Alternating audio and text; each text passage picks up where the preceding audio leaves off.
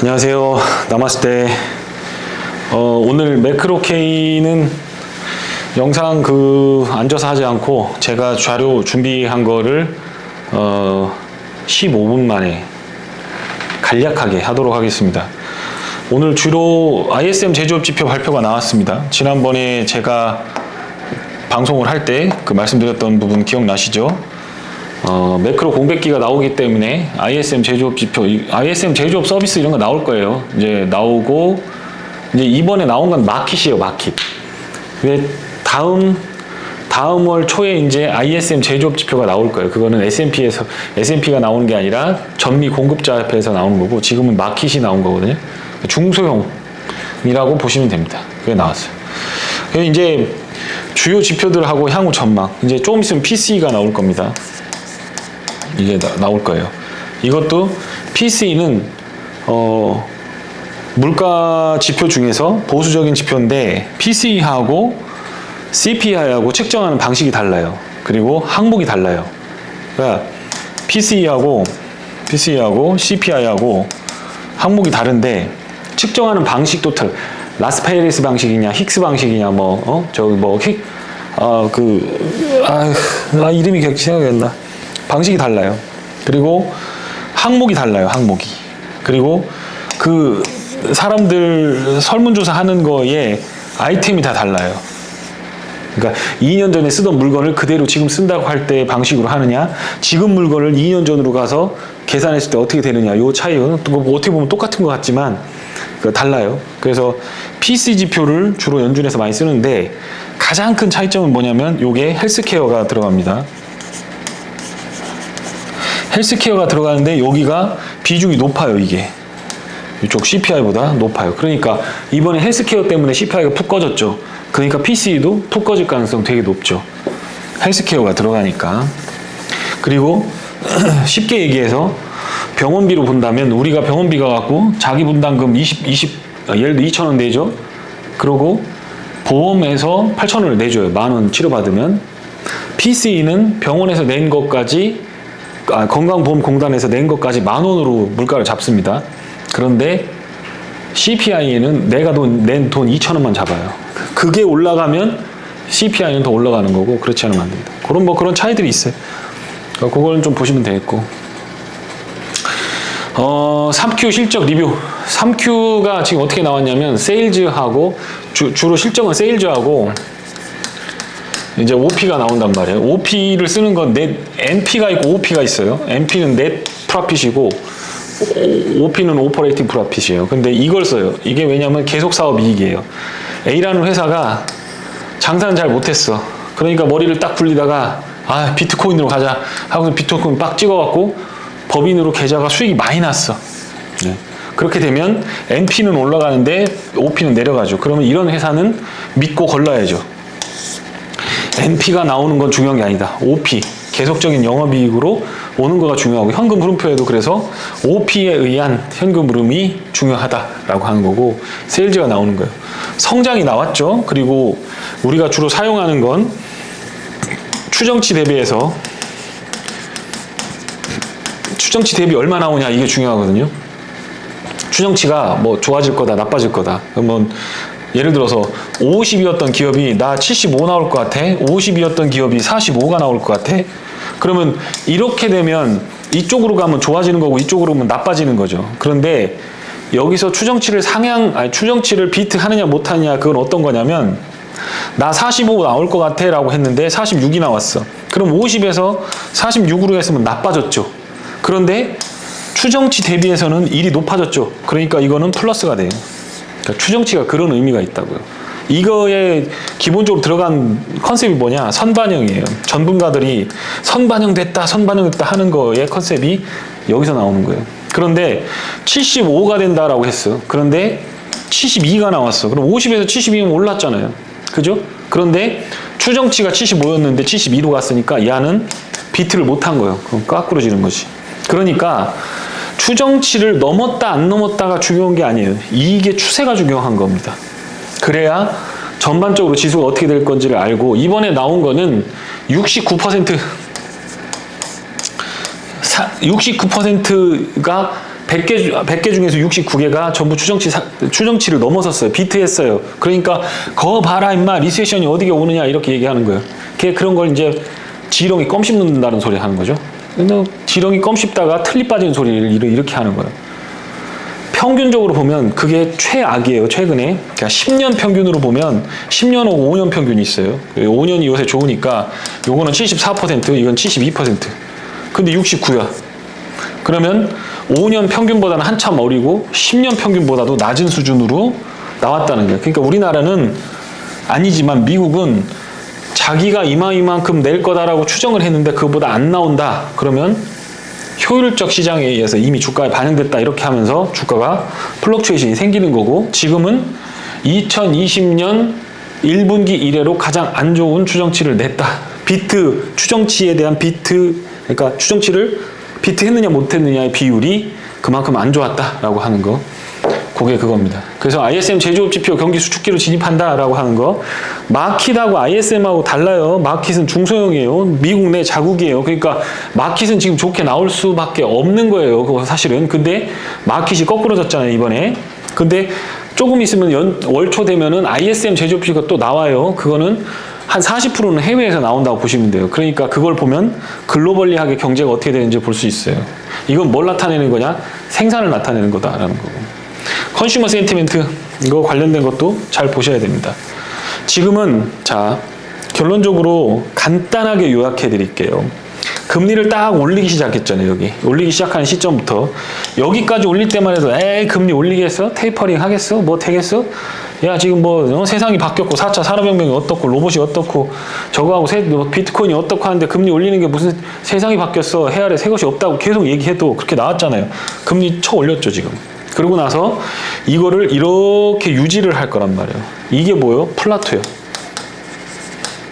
플라토 맞나? 오유인가? 이게 플라토잖아. 그죠? 또야. 플라토예요. 고원지대예요. 고원. 주식을 할 수 있는 기간은 여기가 다예요.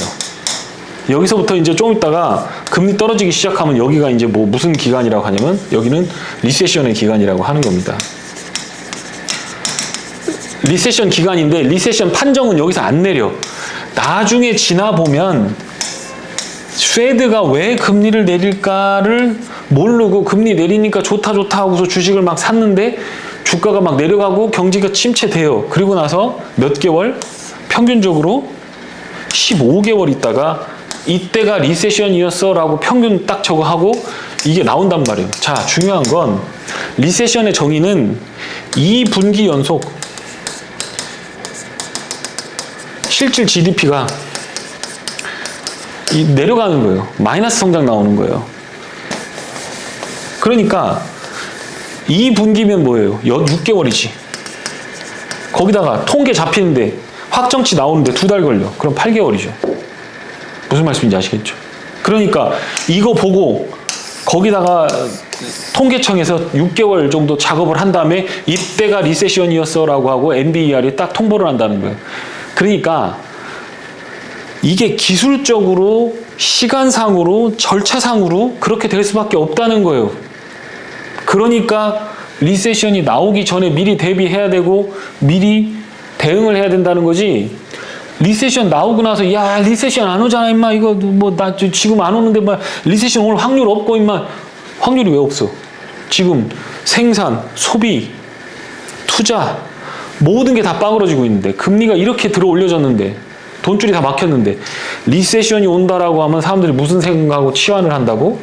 크래시하고 무조건 치환을 한단 말이야. 그게 아니에요. 경기가 침체가 되는 걸 말하는 거예요. 여러분들이 보는 서프라임 같은 시스템 리스크 꼭 그것만이 리세션을 일으키냐? 그건 아니란 말이에요. 그걸 동반하는 경우가 있죠. 화산이 터지고 나면 지진이 일어난다. 이런 정도인 거예요. 100% 그게 오는 건 아니란 말이에요. 그래서 그 내용들을 살펴볼 겁니다. 나스닥 지수가 지금 보면 200일 이동평균 1년 내내 이렇게 깎부러지고 있는 거예요. 올라갔다 내려갔다 하지만 제가 그랬죠.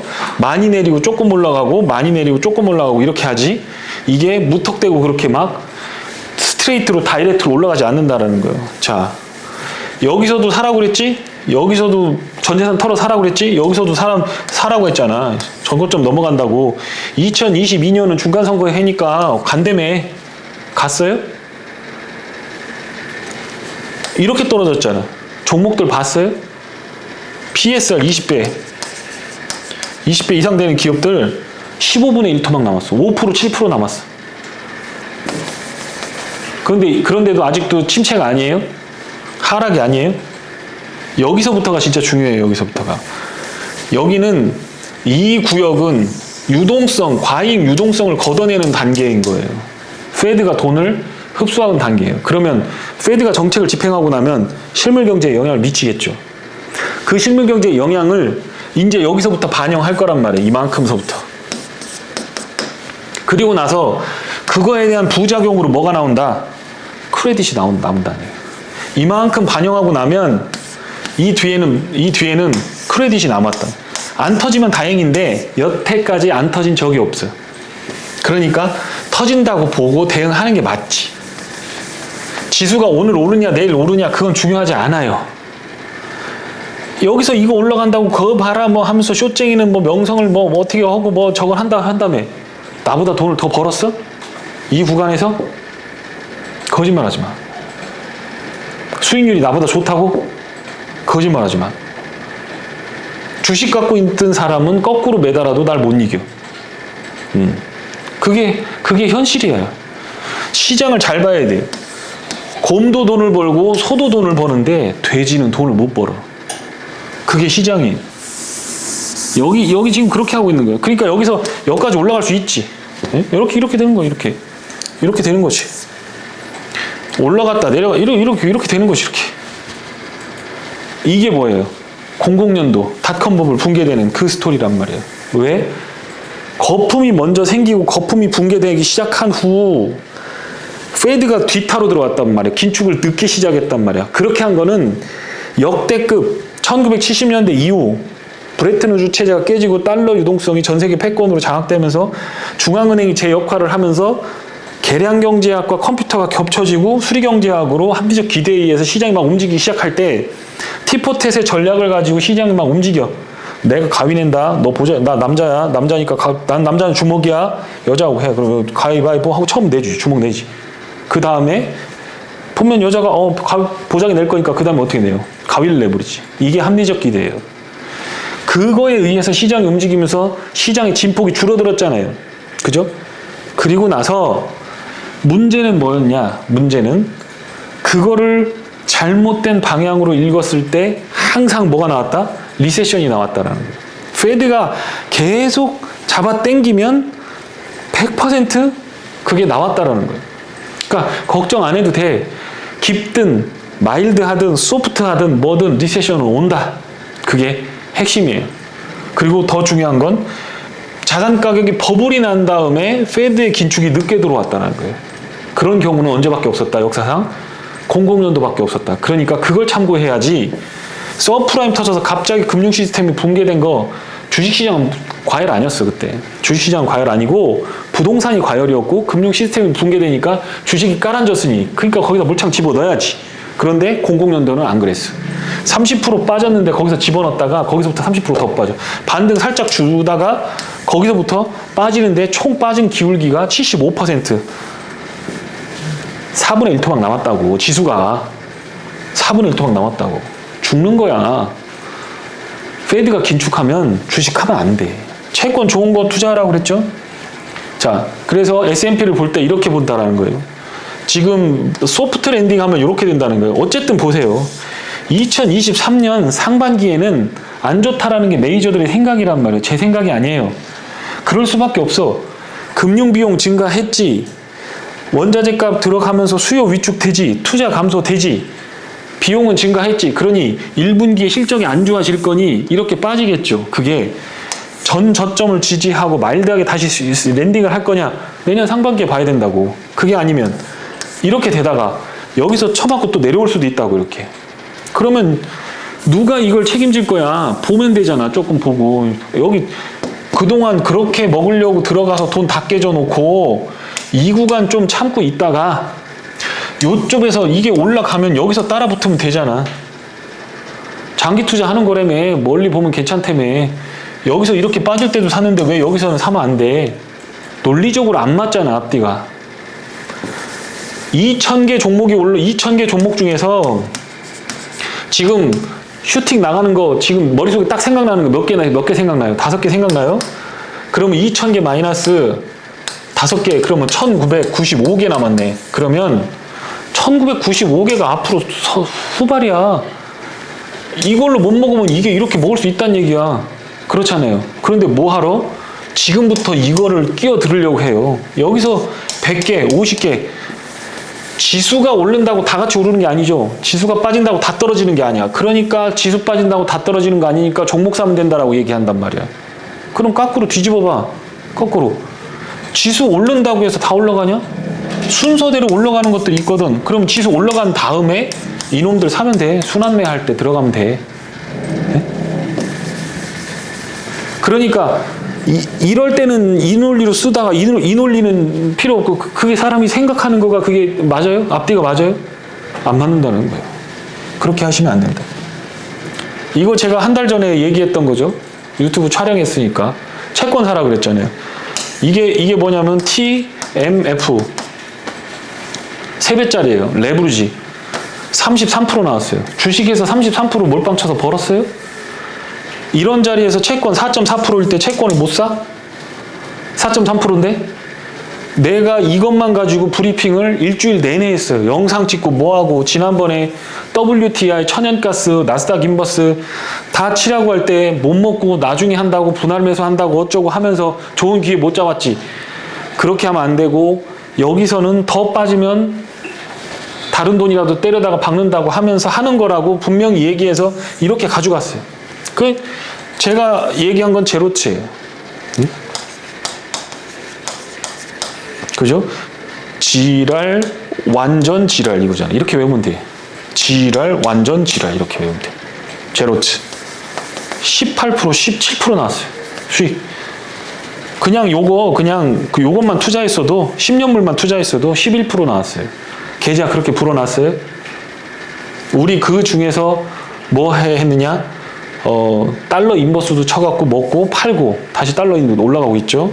달러 인버스도 쳐서 먹고. 응? 종목들이야 뭐 먹는 것도 있고 빠지는 것도 있고. 자, 그러면 이제 어떻게 될 거냐라고 하는 걸 생각해 봐야 돼요. 하우스가 이렇게 부동산 이건 뭐 하냐면 자산 가격이 하락한다는 거예요. 자산 가격 하락. 이거 되게 무서운 거예요. 왜냐? 이거를 보는 건 소비와 크레딧의 문제이기 때문에 그래요. 집값이 반토막 났어. 그럼 못 갚는 사람이 나와요. 미국도 마찬가지고 한국도 마찬가지고. 그럼 그게 계속 자산을 처분하게 돼 있어요. 그럴 때 어떤 문제가 발생할지, 금융권에 어떤 문제가 발생할지. 미국은 노워리, 신용 좋은 사람들이 고정금리로 3% 언더에서 다 대출받아서 집값을 올렸기 때문에 노워리, 미국 걱정하지 마. 하이힐드 채권 조금 무너진다 해도 저는 문제되지 않아요. 지금 문제는 기업들이에요. 레버리지 일으켜서 좀비 기업들 그렇게 되는 거예요. 지금 보면 신축이 이렇게 지금 빠지고 있어요. 다 취소하고 있어. 건축비가 올라가지고 취소하고 있어요. 허가 받아놓고 나 안 할래 라고 하는 거 이렇게 늘어나고 있다는 거예요. 자, WTI 측면에서 보면 WTI는 이 가격대 지금 75불 밑에서 여기 오면 이 노란 가격대죠. 68불에서 68에서 73불 이렇게 되잖아요. 그러면 여기는 전략 비추규라고 하죠. 미국의 전략 비추규를 여기서 계속 사모을 거니까 여기서 WTI는 계속 미국이 사게 돼 있어요. 그런 상황이 오게 됩니다. 사우디가 이번에 노선을 잘 탔죠. 러시아 전쟁 못 이기는 것 같으니까 바로 미국한테 붙어갖고 빈살만이 딱 해가지고 바로 유가 떨어지잖아. 그게 겉으로 뭐 우리가 유가 올릴게요 떨어질게요 그렇게 안 하잖아요. 조용히 그렇게 되잖아요. 이거 보시면 세이빙 익세스 인컴이에요. 이게 추세적으로 보면 디스포전 인컴 이렇게 증가한단 말이에요. 그런데 요 선으로 이렇게 내려왔죠. 최근에 인플레는 늘어나고 임금 상승률을 놓지 못하니까 오실레이터 값이 이렇게 빠지고 있어요. 그러니까 앞으로는 소득 증가에 의한 소비 촉진이 된다 안 된다? 안 된다. 부동산 빠지지, 실질 가처분 소득 빠지지. 그럼 집값도 또 빠져. 이렇게 되면 자, 소비가 그렇게 된다. 세이비지 레이트가 되는 거예요. 이걸 좀 힘들어하시는 분이 있는데, 이해하는 게 힘들어하시는 분이 있는데, 여기서 끊어서 보시죠. 요 면적이 지금 다 요거가 미국 사람들이 가진 돈이라고 보시면 돼요. 적분, 면적. 그러니까 요게 마이너스로 돌아섰다고 하면 뭐요? 이제 막 늘어나다가 감소하기 시작한 거지. 그러니까 뭐요? 돈 꺼내다가 이제 쓰는 사람들이 더 많아지기 시작했다는 거예요. 그러면 지금까지는 소비가 괜찮지. 그런데 이게 과도하게 마이너스로 쭉 떨어지기 시작하고, 그러면 금리가 올려서 저축을 하는데 세이빙스 레이트가 늘질 않아. 그럼 어떻게 되는 거예요? 부채 상환이 더 늘어난다는 거잖아요. 소비가 촉진되겠어요? 제일 중요한 70% 소비가 안 된다는 거예요. 그러니까 경제 데이터와 지표를 볼 때 뇌피셜로 보지 말라고. 데이터에 다 나오잖아요. 소비가 튼튼하지 아직까지는. 근데 앞으로 6개월간은 그렇지 않을 수 있다는 거예요. 그게 내다보는 거지. 데이터가 그렇게 됐으니까. 리볼빙 막 하고 크레딧 카드 빌렸는데 그거 막 갚다가 안 되면 어떻게 돼요? 다 해야지. 자산 처분해야지. 집 팔아야지. 모기지 부도나야지. 그런 데이터들을 확인해야 된다. 여기 보시면 컨섬션 관련된 부분입니다. 할러데이. 미국의 재고 자산이 감소하게 된다. 경기 보려면 미국 재고 자산 보면 안 되고 한국하고 중국 거 봐야 돼. 거기가 생산 기지인데 미국 뭐하러 봐. 얘들 뭐예요? 원래 블랙 프라이데이라고 해서 연말에 이거 한다고. 원래 재고를 떨어버린다고요. 네? 그런데 이번에 할러데이 때 왜 못했냐? 6월에 이상한 거지. 그러니까 지금 블랙 프라이데이 때 할 할인을 6월에 먼저 쳐내버렸어요. 그래서 영원무역하고 한세실업의 실적이 땡겨졌어. 원래 비수기가 나와야 되는데 안 된 거야. 그래서 먼저 재고 처리하고, 그리고 연말에 다시 재고를 쌓지 않는 거야. 그러니까 장사가 잘 돼가지고 소비가 막 늘어나서 앞으로도 좋아질 거고, 재고 자산이 감소하면서 소비가 늘어나는 그런 패턴 아니라고. 요 시간 좀 한번 봐주세요. 얼마 남았나? 자, ISM 제조업 지표죠. ISM 제조업. 이건 ISM이 아니고 어제 나온 마킷입니다. 마킷. 그래서 한 7분 정도 남았어요. 7분 정도. 마킷입니다. 그러니까 이거는 미국 내수야, 내수. 생산. 자, 페드가 금리를 올림에 되면서 생산, 소비, 투자, 이런 것들은 뭐냐? 다 플로우라고 하는 거야. 플로우. 흐름이야. 계속 돌기만 하면 되는 거야, 이건. 그 도는 순환이 빨리 세게 도느냐, 천천히 느리게 조그맣게 도느냐가 플로우야, 이건. 그런데 지금 우리가 걱정하는 건 이 단계를 지나서 생산은 지금 침체되고 있잖아요, 여기. 물가 내린다고 지금 내가 보여드리는 것 중에서 물가에 관련된 데이터 하나라도 있는지 보세요. 제가 9월 달부터 그랬죠. 물가 지표를 뭐하러 보냐, 빙딱같이. 볼 거 없어. 물가는 빠지게 돼 있는 거야. 속도의 문제인 거지. 누가 지금 와서 느리게 움직이는데 스티키한 물가가 어떻게 되는지 왜 이제 그때 분석하고 있어? 작년에 분석했어야지. 지금은 그게 아니야. 앞으로 있는 건 크레딧의 문제라는, 크레딧. 플로우라는 게 플로우. 소비가 감소할 것 같죠? 부동산 까이지, 디스포절 인컴 마이너스로 돌아섰지, 세이비즈 레이트 인저 있는 것도 돈 갖다 쓰고 있지, 물건 값은 빠지지 않아. 블랙 프라이데이 때 보면 재고자산 관련된 부분에서 깎이지 않잖아. 사람들이 안 쓴다는 거잖아. 이제 투자 남았지? 조금 이따 투자 지표 볼 거예요. 이건 뭐야? 플로우라고. 이 플로우가 나오게 된 다음에 돈이 없잖아? 그럼 뭐가 돼요? 자산으로 들어간단 말이야. 그게 뭐예요? 이게 부동산이잖아요. 이게 뭐예요? 크레딧이잖아. 인플레 얘기할 때는 콩으로 매주를 쓴다고 해도 안 믿다가 막 안티질 하다가 이제 플로우가 깨지고 있다라고 하니까 인플레 갖고 와갖고 임마 인플레가 내려가는데 주식시장이 어떻게 되냐고 또 그러고 있다가 플로우가 이게 깨지는 게 이제 보이기 시작하잖아. 이제 그러고 나서 이제 크레딧이 자산시장에 문제가 생기면서 크레딧이 뻥나기 시작한다라고 얘기했더니 야 임마 네가 임마 소비에 대해서 미국에 대해서 막 이렇게 되는 거야.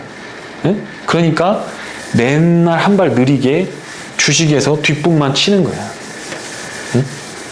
그렇게 할 필요가 없다라는 거예요. 바보같이.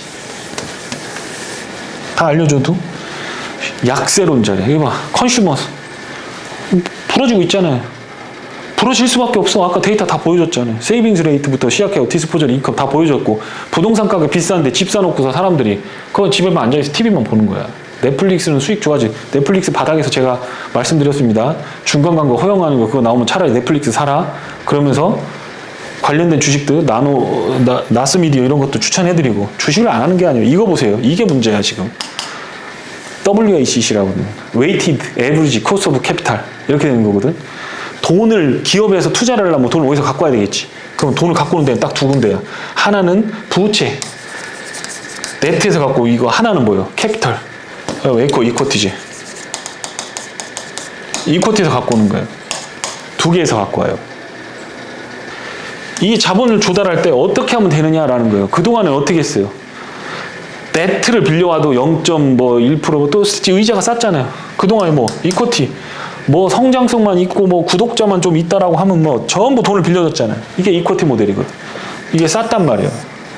그러니까 이게 조달 금리가 이렇게 낮았다는 거예요. 근데 Weighted Average Cost of Capital이 어떻게 됐다고? 지금 6% 넘어섰다는 거예요. 대한민국으로 갖고 가면 이게 8% 정도 돼요. 제가 그냥 대충 계산해 봤어. 8%. 100대 기업만 가지고 8%면 어느 정도냐? 에? 어느 정도냐? 대한민국 100대 기업의 시가총액 상위 100개 종목의 영업이익률 평균이 7%에서 8%야. 그런데 이자 다 주네? 은행만 논한 거지. 은행 주가 설설 올라가잖아요. 부도만 안 나면 은행이 최고야. 더 중요한 건 은행 직원이 최고야. 에? 성과금 막 받고, 돈 지금 뭐, 보세요, 여기. 수준이 어느 정도인가? 맞아요? 2012년 막 이런데. 에? 유럽 사태 터진 거. 여기 때는 뭐예요? 크래시가 나오면 이렇게 터진다는 거. 그러니까 정상적인 경제 생활 하는 수준에서는 6%가 웨이티드 코스트 오브 캐피탈이 20년 전 수준하고 똑같은 수준까지 쳐 오른 거예요. 이건 뭐 하는 얘기예요? 기업체들 문 닫으라는 얘기예요. 그러면 두 가지죠. 아까 말씀드렸던 것처럼 네트 하나 나올 거고, 또 한 가지는 뭐예요? 에코티가 나올 거예요. 요거는 뭐예요? 부채, 뭐 CP부터 시작해서 회사채. 이게 만약에 조달 안 되면 부도 이렇게 나는 거죠. 바로 나는 거죠. 그러니까 상장돼 있는 기업들은 어떻게 가겠습니까? 예? 증자가 들어가죠.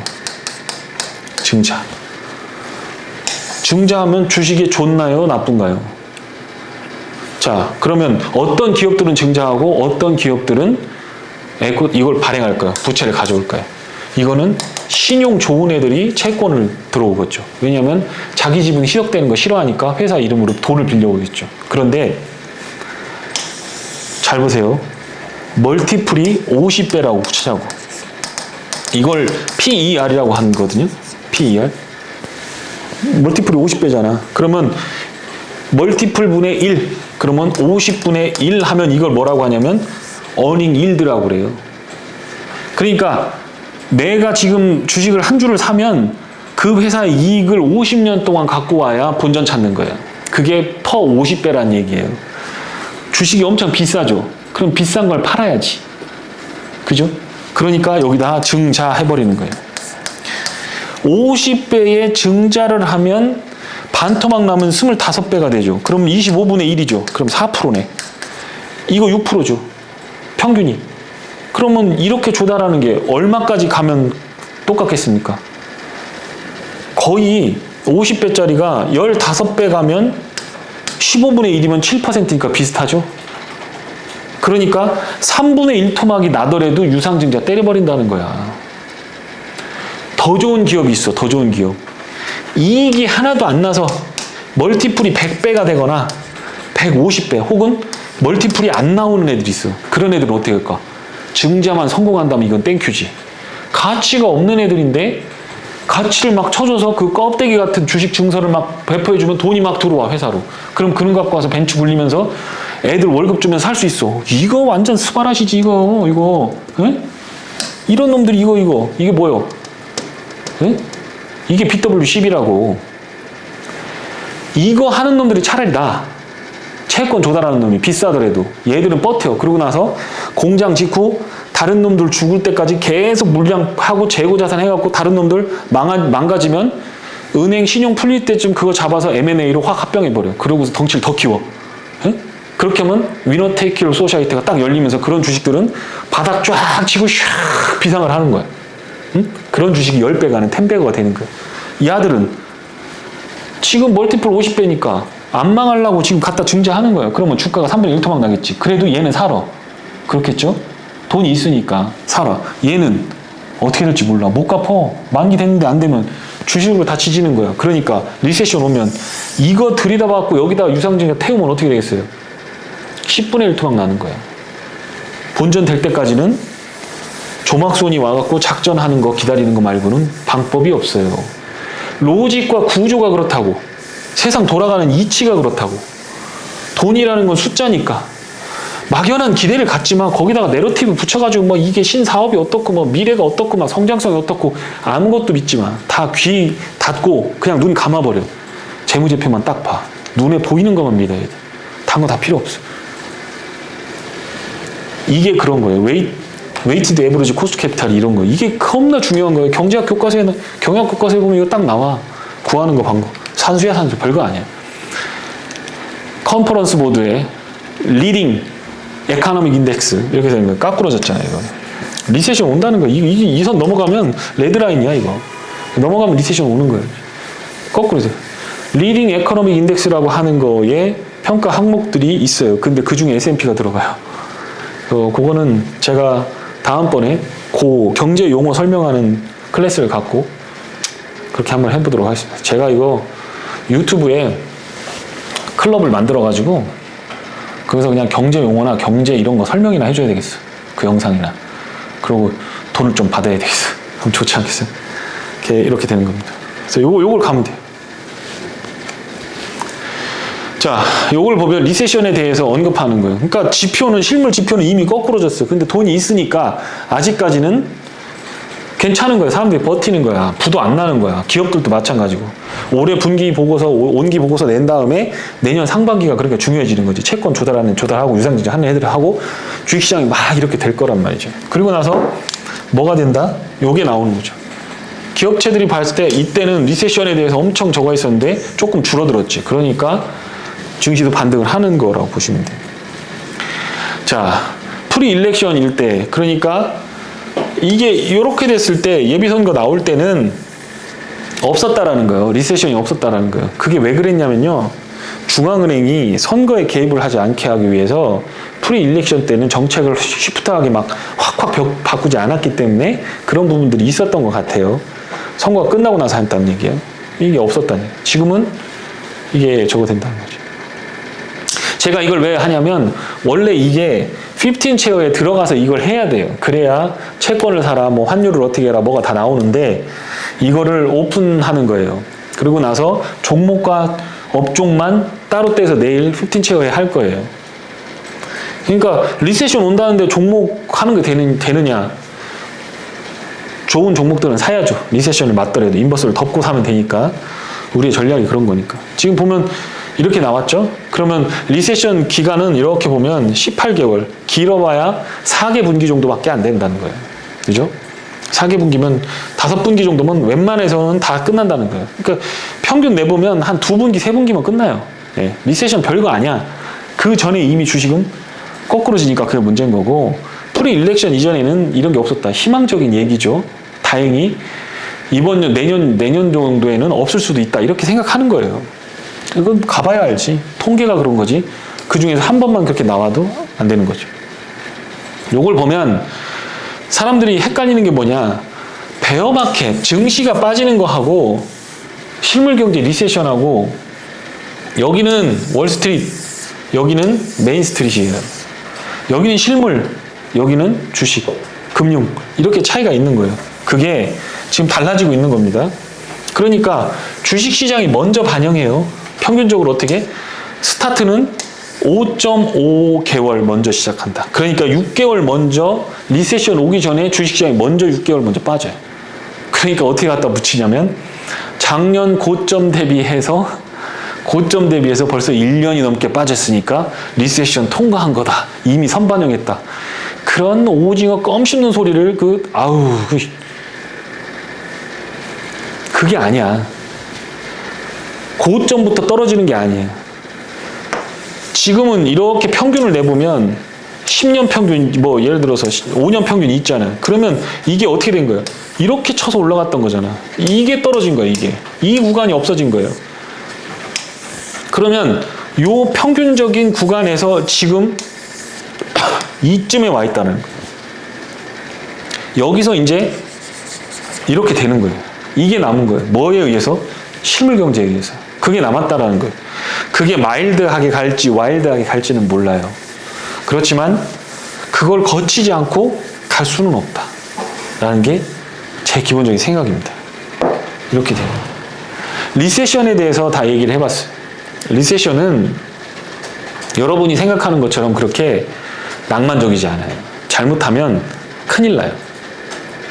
그리고 그 부분에 대해서 투자자들이 철저하게 준비하면 굉장히 큰 기회가 될 수도 있어요. 좋은 주식도 같이 빠져버리거든. 그러면 그때 더 빠져도 나는 안심할 수 있어 라고 하는 주식들을 줍줍해야 돼요. 그러려고 지금 리세션에 대해서 얘기하는 거예요. 이미 여러분 주가가 나스닥은 40% 빠졌어요. 저는 다우존스 숏치자, S&P 숏치자 하지 않았어요. 2019년에도 제가 숏으로 많이 먹었죠. 300~400% 수익을 냈죠. 그건 어떻게 되느냐? SRTY를 했어요. 이거는 러시엘 2000을 숏 때리는 거예요. 요거 300~400% 났어요. 늦게 쫓아간 사람이 200% 수익 났고 자기 원금 대비 3배 됐다고. 그러니까 수익만 200%. 빨리 쫓아간 사람들 17불에 사서 65불, 67불에 팔았어요. 많이 먹었죠. 지수가 빠지든 안 빠지든 러시엘이 그때는 셰일가스가 업체들이 부도나고 코프들이 부도나서 어려웠다라는 거예요. 그래서 이걸로 수익을 냈어요. 지수가 올라가든 말든 상관없어. 수익 냈잖아. 그리고 AGQ로 박았죠. 올라가는 장에서 고생을 하긴 했지만 결론적으로 얘기하면 나는 여기서 나스닥만 얘기했어요. 나스닥이 비싸니까 비싼 건 꺾고 싼 건 사고, 이때 이 자리는 인버스가 가장 쌌어. 그러니까 이거 이렇게 한 거지. 싼 건 사고 비싼 건 팔고 그렇게 가는 겁니다. 무턱대고 지수 인버스 치고 막 그러시 하시면 안 돼요. 어쨌든 지금은 리세션이 오게 되면 온다 안 온다에 대한 논쟁보다 종목들을 스케줄을 잡고 어떤 일정한 바운드를 잡아놓고 주식을 어디 지점 정도 가서 사야 우리가 안전하게 살 수 있는지에 대해서, 어떤 종목을 사야 되는지에 대해서, 업종을 해야 되는지에 대해서 고민을 할 겁니다. 그래서 그 부분을 조금 준비를 차곡차곡 해나가야 돼. 몇 달 준비할 기간이 있을 것 같아요.